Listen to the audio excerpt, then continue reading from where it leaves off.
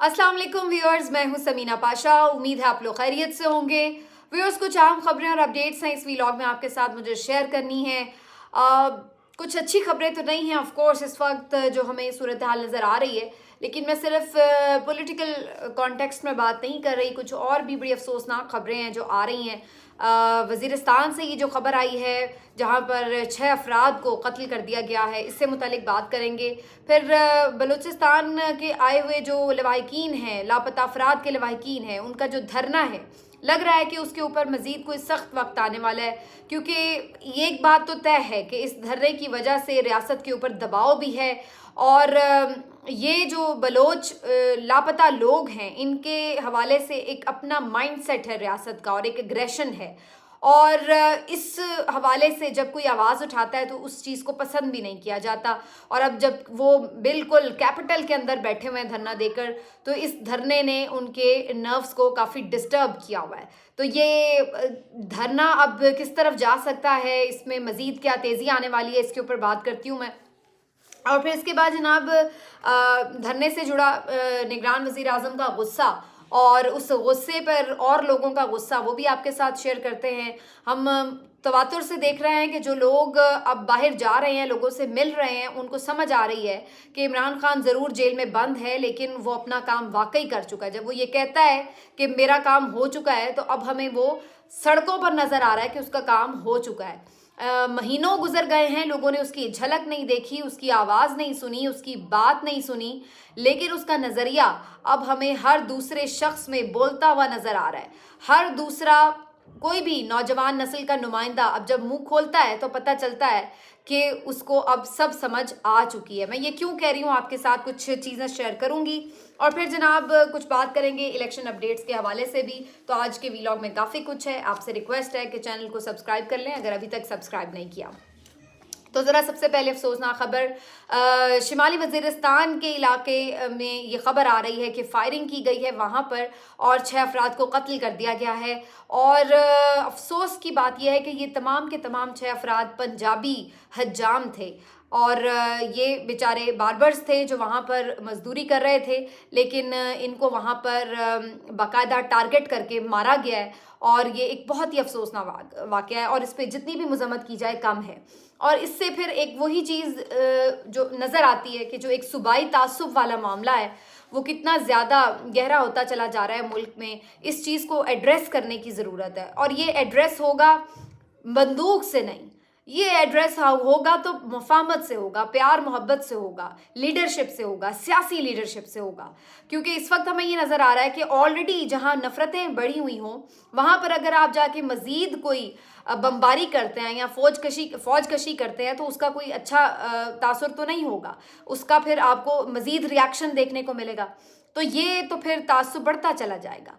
अब उधर वो बलोच वाले बैठे हुए हैं धरना देकर, तो उधर वो पंजाबी मर रहे हैं। तो ये जो हम कहते हैं कि जी आमने सामने कर दिया गया है, तो ये तो फिर वही सूरत हाल हमें नज़र आ रही है कि वो वहाँ पर किसी पंजाबी को बर्दाश्त ना करें, आप यहाँ पर किसी बलोची को बर्दाश्त ना करें, तो फिर कैसे मुल्क चलेगा? फिर कहाँ की फेडरेशन? फिर कैसे मुल्क यूनाइट रहेगा? तो ये चीज़ें एड्रेस करने की हैं। ये चीज़ें ये नहीं है कि ये जो 8-10 लोग हैं जी, इनके दिमाग ख़राब है, लिहाजा इनको पकड़ के लापता कर दो या इनको फेंटा लगा दो या इनको मार डालो या इनके ऊपर फौजकशी कर दो, तो फिर ये मसला हल हो जाएगा। इस तरह ये मसला और बढ़ेगा। अब यही चीज़ हम देख रहे हैं कि उनके अंदर एक नफ़रत ये भरती चली जा रही है कि ये पंजाबी हैं जो हमारा इस्तेहसाल कर रहे हैं। ये फ़ौज भी बेसिकली पंजाबियों की है। ये जो पंजाब सूबे में रहने वाले लोग हैं, ये हमारे मादनियात को इस्तेमाल करते हैं, ये हमारे रिसोर्सेज को इस्तेमाल करते हैं और फिर उसके बाद ये हमारे ही ख़िलाफ़ होते हैं। हमें इन्होंने गरीब कर रखा है, हमें इन्होंने बेशऊर रखा है और ख़ुद ये हमारे ऊपर राज कर रहे हैं, हमें ग़ुलाम बना के रखना चाहते हैं और हमारे साथ ये जुल्म करते हैं। तो उनके दिमाग में ये सारी गुफ्तगू भरी हुई है। इसलिए अब जब वो किसी मजदूर बेबस पंजाबी को देखते हैं तो किसी को शनाख्ती कार्ड पकड़ के उसको मार डालते हैं और किधर कहीं पे फायरिंग करके उसको मार दिया गया है शिमाली वज़ीरिस्तान में। तो ये अब नफ़रतें हैं बेसिकली। इसको हमें ख़त्म अगर करना है तो बड़ी सोच विचार के साथ, बड़ी समझदारी के साथ। इस तरह ये नहीं बात बनेगी कि हम नफ़रतों की जवाब में भी नफ़रत ही आगे दें और फिर हम उसको ज़ोर ज़बरदस्ती से, ताकत के इस्तेमाल से किसी तरह भी नफ़रत को ख़त्म करने की कोशिश करें। नफ़रत को सिर्फ मोहब्बत ही ख़त्म कर सकती है। आग को सिर्फ पानी ही ठंडा कर सकता है। आग को आग नहीं ठंडा कर सकती। लेकिन यहाँ पर हमें इस वक्त जो एक ऊपर सारी लीडरशिप नज़र आती है वो सिर्फ एक ही बात जानती है और वो है डंडे का इस्तेमाल। जैसे मैं हमेशा कहती हूँ कि हमारी रियासत इस वक्त डंडे की रियासत बनी हुई है। जो मुखालिफ बात करे, जो कोई आपके खिलाफ बात करे, जो कोई आपसे इख्तिलाफ करने की जुर्रत करे, उसको बस डंडा मारो, उसको डंडा दिखाओ, उसको खौफजदा करो। तो ये हमें अब हर डिपार्टमेंट में, हर जगह पे उसी तरीके से नज़र आ रहा है अनफॉर्चुनेटली। और उधर हमें अब बलोचिस्तान में भी लग रहा है कि दोबारा ना खुदा न खास्ता कहीं डंडे का इस्तेमाल हो जाए, क्योंकि ये धरने वाले जो बेचारे बैठे हुए इस्लामाबाद प्रेस क्लब के बाहर धरना लगाकर कई दिनों से, इस्लामाबाद की ठठरती सर्दी है, बजाय इसके कि उन्हें फैसिलिटेट किया जाता, उनसे बातचीत की जाए, उनके कोई मसले का हल निकाला जाए, कोई दादरसी करें, कोई तसल्ली के 2 लफ्ज़ बोलें। कभी उनके साउंड सिस्टम उठा के ले जाते हैं, कभी वहाँ पर अजीबोगरीब एंकर भेज देते हैं कि वो उनके जाके ज़ख्मों पर मज़ीद नमक पाशी करें। और अब हद ये है कि आज ये खबर रिपोर्ट हो रही है कि उनसे ब्लैंकेट्स तक ले लिए जा रहे हैं, या अगर कोई वहाँ पे खाना प्रोवाइड करने आ रहा है तो खाना पहुँचने नहीं दिया जा रहा, पानी पहुँचने नहीं दिया जा रहा, और अब हर तरह से उनको जो है मज़ीद घेरा उनके गिर्द तंग किया जा रहा है। और मुझे ये नज़र आ रहा है कि चूँकि जैसे मैंने शुरू में बात की कि एक दबाव है इन धरने वालों का और तंग होती है रियासत इनको वहाँ पर धरना दिए देख कर, प्रेशर भी बढ़ता है, तो इनसे जान छुड़ाने के लिए हो सकता है कि फिर कोई ताकत का इस्तेमाल, जैसे पहले हमने देखा लाठीचार्ज वगैरह इस टाइप की कोई चीज़, फिर ना कोई कार्रवाई की जाए। तो मुझे इसका बहुत खदशा है। आज वैसे भी बताया जा रहा है इस्लामाबाद में बहुत धुंध भी है, तो सूरत हाल कोई अच्छी नहीं है। और इसका मैं इसलिए भी खदशे का इजहार कर रही हूँ कि बजाय इसके कि हमें इस हवाले से कोई नरमी नज़र आए।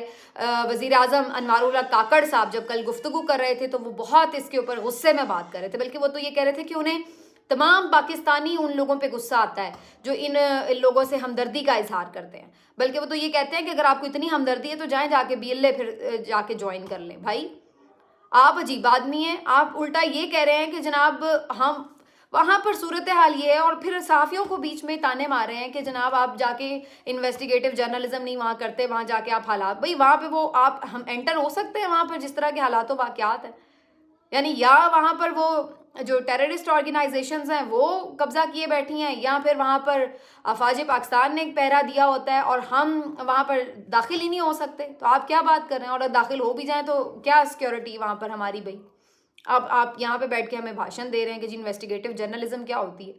आप पहले हालात तो वहाँ पे देखें कि क्या आप लोगों ने कर दिए हुए हैं, और उसके बाद आप हमें ये ताने मारे हैं बैठ के, और फिर कह रहे हैं कि जी जो लोग मिसिंग पर्सन हैं उनकी आप आवाज़ ना उठाएं। तो ये अब अजीबो गरीब सूरत हाल है कि मतलब ना सिर्फ ये कि मजलूमों के ऊपर तनकीद की जाए, ठीक है, उनकी जाके तज़हीक की जाए, उनको मज़ीद परेशान किया जाए, उनकी दादरसी ना की जाए, बल्कि जो उनके हक में आवाज़ उठा रहे हैं वो आवाज़ें भी बुरी लग रही हैं, उनके ऊपर भी गुस्सा आ रहा है जनाब गैर कानूनी किस्म के वज़ीर आज़म को, क्योंकि उनकी मुद्दत तो अब पूरी हो चुकी हुई है। तो ये अब सिचुएशन फिर कहाँ लीड करेगी? मुझे तो ये लग रहा है कि ये फिर ना जो है वो यूज़ ऑफ फोर्स करें यहाँ पर। मारंग बलोच साहिबा ने अब शटर डाउन हड़ताल की कॉल दी है और उन्होंने कहा है कि जी पूरा पाकिस्तान इसमें शामिल हो। तो अगेन फिर अब देखिए, अगर ये सिर्फ बलोचिस्तान को अलहदा करने वाले लोग होते या ये चाह रही होती कि बस हम बलोचिस्तान अलहदा करने आई हुई हैं यहाँ पर, कोई ऐसी कोई इनकी इंटेंशन होती, तो फिर ये सारे पाकिस्तान को कॉल क्यों देती? फेडरेशन में आकर फिर तो वो अगर आइन की बात कर रहे हैं कि आइन के तहत भाई आप लापता नहीं कर सकते, आप उन्हें पेश करें, तो इसका मतलब है वो आइन को मान रहे हैं पाकिस्तान की।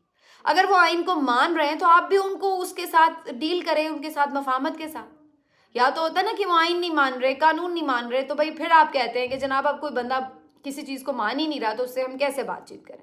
वो अगर इस्लामाबाद पहुंचे दैट मीन्स कि वो कैपिटल को मान रहे हैं, वो आपके दस्तूर को मान रहे हैं, वो तमाम लोगों को अगर आवाज़ दे रहे हैं, चाहे वहाँ पे कोई भी जाके उनके लिए हक की आवाज़ उठा रहा है, तो वो उनसे बातचीत कर रहे हैं, तो दैट मीन्स कि वो उस यूनिटी पे ऊपर बिलीव करते हैं। लेकिन जो लोग ऐसे हैं जो कोई अलहदगी पसंद हैं या कोई इस तरह की तहरीक चलाते हैं, उनके साथ ठीक है आप बात ना करें, या जो भी उनके साथ मामलात हैं उनको उस हिसाब से डील करें, लेकिन जो पहले प्रॉब्लम्स हैं पहले उनको तो सोल्यूशन दें, फिर उसके बाद ही कुछ हम कह सकते हैं कि हाँ भाई हर चीज़ प्रोवाइड की जा रही है, हर तरह की बात सुनी जा रही है। फिर भी कुछ लोग अपने एजेंडे के तहत कोई इस तरह की तंजीम साजी करते हैं या इस तरीके की वो जानबूझ के आइडियोलॉजी को आगे बढ़ाते हैं।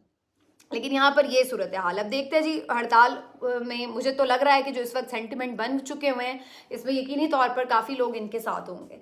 अब आ जाते हैं जी कि गुस्सा सिर्फ निगरान वज़ीर आज़म को नहीं आता, फिर और लोगों को भी आता है, और अब लोग इजहार करते हैं, और ये शऊर है जो अब सर चढ़कर बोल रहा है। इस वक्त हमें पता चलता है कि जनाब, उस दिन मैं वीडियो देख रही थी, जावेद लतीफ़ साहब मौजूद थे किसी जगह पर कैंपेन करने के लिए, पुरानी वाली नहीं, अभी ये नई वीडियो आई है, तो उसमें ठीक ठाक बंदे ने उन्हें सवाल उठाए कि भाई आप लोग तो ख़त्म नबूवत का कानून ख़त्म करने वाले लोग हैं, ये हैं वो हैं। उसने फिर ठीक ठाक उन्हें सुनाई, लोगों को बोलना आ गया।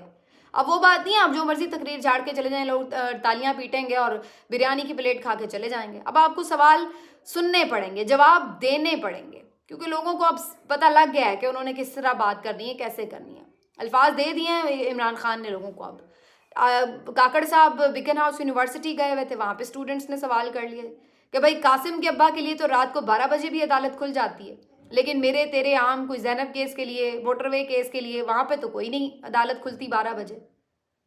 तो आगे से आप तालियां तो बजा रहे हैं लेकिन जवाब नहीं दिया। उल्टा इमरान खान के खिलाफ एक बोक्स था वो आपका नजर आया कि जी कासिम के अब्बा जब अपनी कुर्सी पे होते हैं तो उस वक्त उस तरह चीज़ें नहीं देखते। भाई वो कासिम के अब्बा की बात नहीं कर रही थी कि वो कैसे देखते हैं और आप कैसे नहीं देखते, वो अदालत की बात कर रही हैं कि अदालत सबको एक नज़र से क्यों नहीं देखती भाई, ये सवाल था। और फिर उसके बाद भी एक जगह पर और मैं देख रही थी, वो सुनो टीवी का कोई प्रोग्राम रिकॉर्ड हो रहा था, वहाँ पर भी यही सूरत हाल बनी है कि जनाब सवाल उनसे पूछा गया है कि नवाज शरीफ, वो राना मशहूद अली बैठे हुए थे, मलिक अहमद खान भी शायद बैठे हुए थे एक जगह, तो उनसे ये सवाल हुए हैं कि भाई आपकी लीडरशिप हर बात के लिए बाहर भागती है, सर्जरी करानी है, बाहर जाना है, लंदन में नवाज शरीफ का इलाज होना है, यहाँ पर आप एक हॉस्पिटल तक नहीं बना सके, आप अब आ गए हैं कि जी हम बड़ी तरक्की करवा देंगे पाकिस्तान की, तो अब आपको भुगतने पड़ेंगे ये सवाल, ये इतनी जल्दी आपकी जान नहीं छोड़ेंगे। बहरहाल जी ये अब चीज़ें हैं जो परेशान कर रही हैं, और इसी वजह से जो इलेक्शन का इल्तवा है, जो इलेक्शन के प्रॉब्लम्स हैं वो हमें अपनी जगह नज़र आते हैं। मैंने इल्तवा का लफ्ज़ यूज़ किया है, क्यों मैंने इस पर बात की है मैं अभी आपको बताती हूँ, लेकिन थोड़ी सी ज़रा वारदात आपके साथ शेयर कर देते हैं कि जो कागजात मुस्तरद हुए इसके हवाले से PTI की तरफ से कुछ फैक्ट्स एंड फिगर्स शेयर किए गए हैं जो मैं आपके साथ शेयर कर देती हूँ कि पंजाब में कौमी असम्बली की कुल जो नशिस्तें हैं वो 141 हैं, और आपको मालूम है कि PTI के इन नशिस्तों के लिए 141 नशिस्तों के लिए जो उन्होंने कागजात जमा कराए थे उनमें से 183 उम्मीदवारों के कागजात जो हैं वो मुस्तरद कर दिए गए, 183, यानी किसी सीट पे भी किसी को लड़ना ही नहीं देना, वो वाली सूरत हाल है। और इसी पंजाब सूबे के लिए सूबाई असम्बली की 297 सीटें हैं, जिसमें से 286 के कागजात इस यानी प्रोविंशियल असम्बली के लिए भी मुस्तरद करार पाए हैं। बलूचिस्तान की अगर बात करें, कौमी असम्बली की 16 सीटें हैं और 27 कागजात नामजदगी यहाँ पर मुस्तरद कर दिए गए हैं PTI के उम्मीदवारों के। सूबाई असम्बली के लिए 51 सीटें हैं, जिसमें से 74 के कागजात नामजदगी मुस्तरद कर दिए गए हैं, यानी एक एक सीट पर बाजुका दो भी उम्मीदवार हैं जिनकी कागजात मुस्तरद कर दिए गए हैं। खैबर पख्तूनख्वा असम्बली में कौमी असम्बली की जो टोटल नशिस्तें हैं वो 45 हैं, और जो इसमें कागजात नामजदगी PTI के लोगों के मुस्तरद हुए हैं वो 42 तादाद है। और सूबाई सीटें यहाँ पर 115 हैं, जिसमें से 64 नशिस्तों के लिए कागजात नामजदगी मुस्तरद कर दिए गए हैं। सिंध की अगर बात करें तो यहाँ पर कौमी असम्बली की 61 नशिस्तें हैं, जिसमें से 23 नशिस्तों के लिए कागजात नामजदगी मुस्तरद कर दिए गए हैं, जबकि सूबाई सीटों के लिए 130 सीटें हैं जहाँ पर 34 कागजात नामजदगी मुस्तरद कर दिए गए हैं। खैबर पख्तूनख्वा और सिंध में आपको थोड़ा हाथ हल्का नज़र आ रहा है, लेकिन पंजाब और बलूचिस्तान में तो फुल उन्होंने उड़ा के रख दिया कि पंजाब में तो बिल्कुल कोई नशिस्तें नहीं लेने देनी। तो वहाँ पर वही सूरत हाल असल में कि एक तो ज़ाहिर है सीटें ज़्यादा वहाँ पर है, दूसरा PMLN की वहाँ पे हालत पतली है, तो फिर इस वजह से उनके मद्दे मुकाबिल ही सबको उड़ा दो, ये प्लान वाजे नज़र आ रहा है इस जो मेरे पास लिस्ट है उसके मुताबिक। तो टोटल 859 सीट्स के लिए जो कागजात नामजदगी मुस्तरद हुए हैं उनकी तादाद 733 से भी तकरीबन तजावुज़ करती हुई नज़र आ रही है। अब इस सारे सूरत हाल के बाद होगा क्या नज़र आता है कि किस तरीके से चीज़ें करें।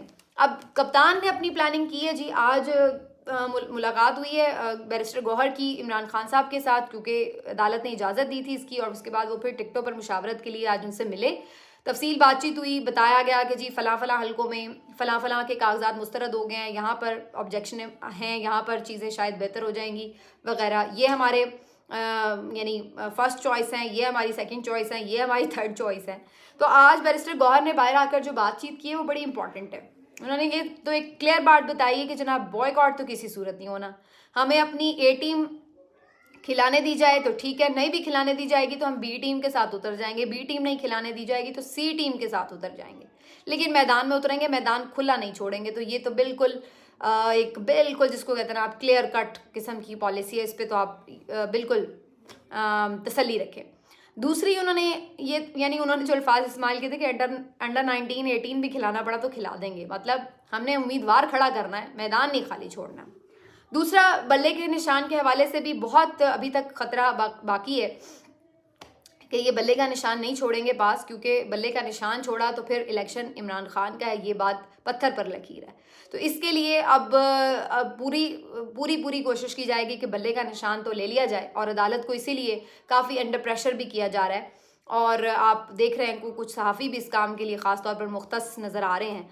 तो वैसे तो ज़्यादा अंडर प्रेशर करने की ज़रूरत ही नहीं है, जो काजी फायज ईसा साहब का आपने रवैया देखा है उससे तो आपको अंदाज़ा हो जाना चाहिए कि वो क्या करने वाले हैं। लेकिन बहरहाल अगर कोई बिल्कुल गुंजाइश ना भी बनती हुई बल्ले के निशान की, तो फिर भी कोशिश की जाएगी ले लिया जाए, और इसके लिए भी इमरान खान साहब का प्लान बी प्लान सी तैयार है। कोशिश पूरी ये है कि आज़ाद ना खड़े हों उम्मीदवार, आज़ाद उम्मीदवार खड़े होंगे तो मखसूस नशिस्तें भी जाएंगी, लोगों को भी कम्युनिकेट करना मुश्किल हो जाएगा, और फिर बाद में आज़ाद उम्मीदवारों को इधर उधर शामिल कराना, मैनेज कराना भी बड़ा ही आसान हो जाएगा। तो इसलिए ज़रूरी ये है कि एक जमात के तौर पर ही पीटीआई इलेक्शन में हिस्सा ले, और इसके लिए अब कोई अगर बल्ले का निशान लेकर कोई कॉम्प्रोमाइज़ भी किया जाता है तो वो कर लेंगे। किसी के साथ इल्हाक की बात हो, काफ़ी जैसे मैंने पहले भी आपको बताया था, खबर थी कि मौलाना शेरानी के जमात के निशान के ऊपर इलेक्शन लड़ लिया जाए, और अगर पीटीआई को कोई और निशान मिल जाए एज ए जमात ही तो वो भी ज़ाहिर है उसको भी फिर देखा जाएगा। लेकिन अभी ये सारी चीज़ें जो है इमरान खान साहब डिस्कस कर रहे हैं, और इस पर हतमी फैसला ज़ाहिर है जब बल्ले के निशान का फैसला हो जाएगा तो फिर ही सामने आएगा। लेकिन प्लान बी प्लान सी तैयार है।